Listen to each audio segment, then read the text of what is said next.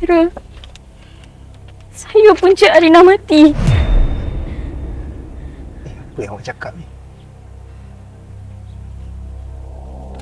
Saya yang rancang semua tu dalam diam.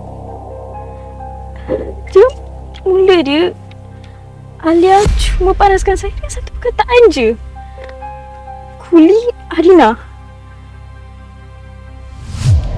Nanti saya rasa macam saya ni betul-betul kuli Arina. Sedangkan kita orang ni best friend. Tapi kenapa semua orang tengok Arina je, pandang Arina je. Sampaikan saya punya first love pun pandang Arina. Dia, Iqmal. Saya tahu yang dia takkan pernah pandang saya sampai Arina jadi best friend saya.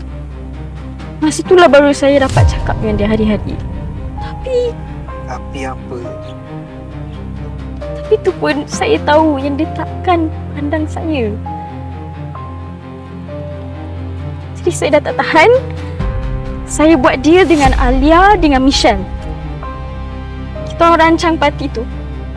Saya cakap dengan Syafiq yang dia boleh dapatkan Arina.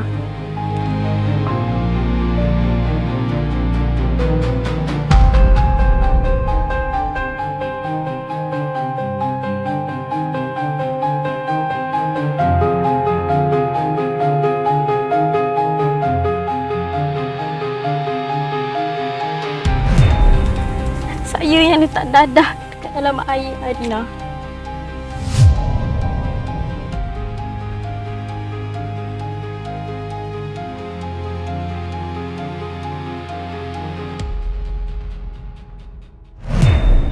Saya cakap dengan Syafiq, dia boleh dapat apa yang dia nak selama ni.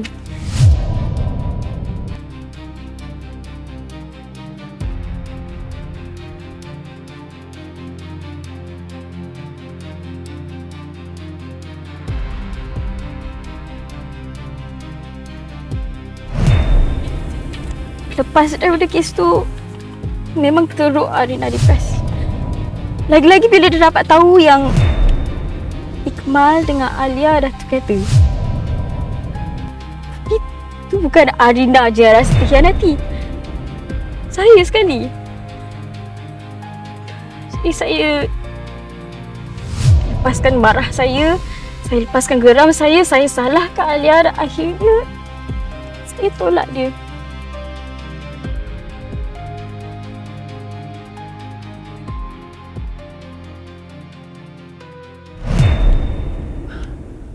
Awak tolak dia? Kalau awak nak buat apa, awak nak lipat polis ke apa, awak buatlah. Saya dah tak sanggup dah. Saya dah tak tahan dah.